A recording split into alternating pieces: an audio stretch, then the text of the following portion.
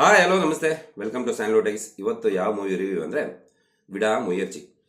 ಈ movie online ಕತೆ ಏನಪ್ಪ ಅಂತಂದರೆ, ಹೀರೋ ಆದ ಅಜಿತ್ ಅವರು ತ್ರಿಷಾನ ಮದುವೆ ಆಗ್ತಾರೆ. ಆದಮೇಲೆ ಒಂದು 12 ವರ್ಷವರೆಗೂ ಅವರಿಬ್ಬರಲ್ಲಿ ಅಂಡರ್ಸ್ಟ್ಯಾಂಡಿಂಗ್ ಇರಲ್ಲ. ಸೊ ಬೇಡ, ಈ ಲೈಫು ಜೀವನ ಡಿವೋರ್ಸ್ ಕೊಟ್ಬಿಡೋಣ ಅನ್ನೋ ಥರ ಇಬ್ಬರೂ ಹೊರಡ್ತಾರೆ.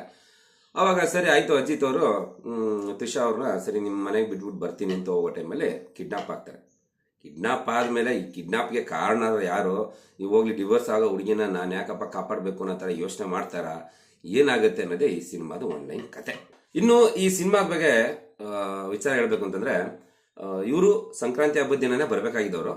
ಆದರೆ ಒಂದು ಸಿನಿಮಾದವರು ಹಾಲಿವುಡ್ ಅವರು ಕೇಸ್ ಹಾಕಿದ್ರು ಇವ್ರ ಮೇಲೆ, ನಮ್ಮ ಸಿನಿಮಾನ ಕದ್ದು ಮಾಡಿದ್ರ ಅಂತ. ಅದು ಯಾವ ಸಿನಿಮಾ ಅಂತಂದರೆ 1997 ರಿಲೀಸ್ ಆದಂಥ ಬ್ರೇಕ್ ಡೌನ್ ಅನ್ನೋ ಸಿನಿಮಾದು ಇವರೊಂದು ಕದ್ಬಿಟ್ಟು ಮಾಡಿದ್ದಾರೆ ಅಂತ ಅವರು ಕೇಸ್ ಹಾಕಿದ್ರು. ಇದು ಒಂದು ಕತೆ ಅಂತ ಕದ್ಬಿಟ್ಟು ಮಾಡಿದಾರಲ್ಲ, ಇವ್ರಿಗೆ ಏನು ಹೇಳಬೇಕು ಅಲ್ಲ. ಈಗ ತಾನೇ ರೀಸೆಂಟಾಗಿ ಒಂದು ಅಂಕಲ್ ಆಂಟಿ ಲವ್ ಸ್ಟೋರಿ ಬೇರೆ ಬಂತು, ನಮ್ಮ ಎಲ್ಲರಿಗೂ ಗೊತ್ತಿರುತ್ತೆ ಯಾವುದು ಅಂತ. ಅದು ಬಂದು 3 ದಿನಕ್ಕೆ ಫ್ಲಾಪ್ ಆಯಿತು. ಅದಲ್ಲದೆ ಈಗ ಮತ್ತೆ ಇನ್ನೊಂದು ಅಂಕಲ್ ಆಂಟಿ ಲವ್ ಸ್ಟೋರಿ ಅನ್ನೋ ಥರ ಈ ಸಿನಿಮಾ ಇದೆ ಅಲ್ಲ. ಈ ಥರ ಹಿಂಸೆ ಕೊಟ್ಟರೆ ನಾವು ತಾನೇ ಹೆಂಗೆ ಸಹಿಸ್ಕೊಳ್ಳೋದು? ಓಕೆ, ಆ್ಯಕ್ಚುಲಿ ಇನ್ನೊಂದು ಈ ಸಿನಿಮಾದಲ್ಲಿ ಪಾಸಿಟಿವ್ ಪಾಯಿಂಟ್ ಅಂತ ಹೇಳಕ್ ಬಂದರೆ ಮೇಕಿಂಗ್ ಅಂತ ಹೇಳ್ಬೋದು. ಯಾಕಂದರೆ ಕತೆನೇ ಕದ್ ಮಾಡಿದಾಗ ಮೇಕಿಂಗ್ ಸ್ಟೈಲ್ನು ಕದ್ ಮಾಡಲ್ಲ ಅವರು. ಆ ರೀತಿ ವಿಚಾರದಲ್ಲಿ ಬಂದರೆ ಒಂದು ಮೇಕಿಂಗ್ ಮಾತ್ರ ತುಂಬ ಚೆನ್ನಾಗಿದೆ ಅಂತ ಹೇಳ್ಬೋದು ಅಷ್ಟೇ. ಇನ್ನೊಂದು, ಈ ಸಿನಿಮಾ ಪ್ರೊಡಕ್ಷನ್ ಹೌಸ್ ಯಾವುದಪ್ಪ ಅಂತಂದರೆ ಲೈಕಾ ಪ್ರೊಡಕ್ಷನ್ ಹೌಸ್ ಅವರು. ಇತ್ತೀಚೆಗೆ ಅವ್ರು ಏನು ಮಾಡ್ತಾರೆ ಅಂತಂದರೆ, ದೊಡ್ಡ ದೊಡ್ಡ ಸ್ಟಾರ್ ಕ್ಯಾಸ್ಟ್ಗಳನ್ನ ಹಾಕೊಂಡು ಕಮ್ಮಿ ಬಜೆಟಲ್ಲಿ ಸಿನಿಮಾ ಮುಗ್ಸಕ್ಕೆ ಹೋಗ್ತಾರೆ. ಅದು ಯಾವ ರೀತಿ ಅಂದರೆ, ಈ ಸಿನಿಮಾದಲ್ಲೇ ನೋಡಿದ್ರೆ ಗೊತ್ತಾಗುತ್ತೆ.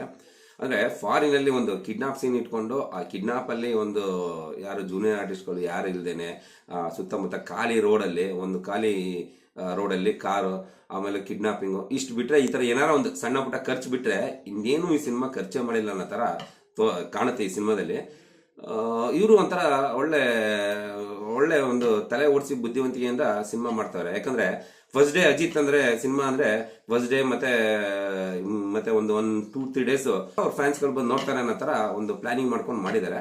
ಸೊ ಹಂಗೆ ಮಾಡ್ಕೊಂಡ್ರೆ ಎಲ್ಲ ದುಡ್ಡು ಎತ್ಕೋಬೋದು ಅನ್ನೋ ಥರ ಯೋಚನೆ ಮಾಡಿದ್ದಾರೆ. ಬಟ್ ಸಿನಿಮಾ ಕತೆ ಯಾವ ರೀತಿ ಕೊಡಬೇಕು, ಫ್ಯಾನ್ಸ್ಗಳಿಗೆ ಯಾವ ರೀತಿ ಇಷ್ಟ ಆಗುತ್ತೆ ಅನ್ನೋದನ್ನ ಈ ಸಿನಿಮಾದಲ್ಲಿ ಟೋಟಲ್ ಆಗಿ ಏನು ಯೋಚನೆ ಮಾಡಿಲ್ಲ.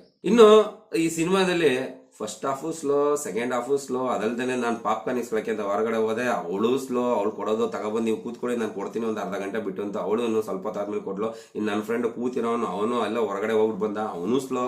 ಈ ಒಟ್ಟು ಟೋಟಲಿ ಈ ಸಿನಿಮಾದಲ್ಲಿ ಹೊರಗಡೆ ಅಕ್ಕಪಕ್ಕ ಕೂತಿರೋರೆಲ್ಲ ನಿದ್ದೆಗೆ ಬಿದ್ಬಿಟ್ರು.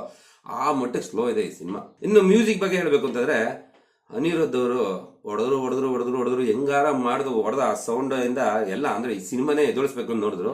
ಆದ್ರೂ ಇವರು ಸಿನಿಮಾ ಎಬ್ಬಿಸಿದ್ರೋ ಇಲ್ವೋ, ಬಟ್ ಜನ ಆಡಿಯನ್ಸ್ ಮಲಗಿರೋರಂತೂ ಏನೇ ಕಾರಣಕ್ಕೂ ನಾನು ಎದೊಳೋದೆಲ್ಲ ನೀನು ಎಷ್ಟು ತರ ಹೊಡ್ಕೋ ಸೌಂಡ್ ಅಂತ ಅಂದ್ಬಿಟ್ಟು ಎಲ್ಲ ನಿದ್ದೆಲ್ಲಿ ಜಾರಿದ್ರು. ಸೊ ಇಲ್ಲಿ ಅನಿರುದ್ಧ್ ಅವ್ರ ಮ್ಯೂಸಿಕ್ ಕೂಡ ಸ್ವಲ್ಪ ವೇಸ್ಟ್ ಆಯ್ತು ಅಂತಾನೆ ಹೇಳ್ಬೋದು. ಇಷ್ಟೆಲ್ಲ ನಾನು ಹೇಳಿದ್ಮೇಲೂ ಈ ಸಿನಿಮಾ ಹೇಗಿದೆ ಅಂತ ನೀವು ನನ್ನ ಕೇಳಿದ್ರೆ ನಿಮಗೆ ನಾಚಿಕೆ ಇಲ್ಲ, ನನಗೆ ಏಸಿಕೆ ಇಲ್ಲ.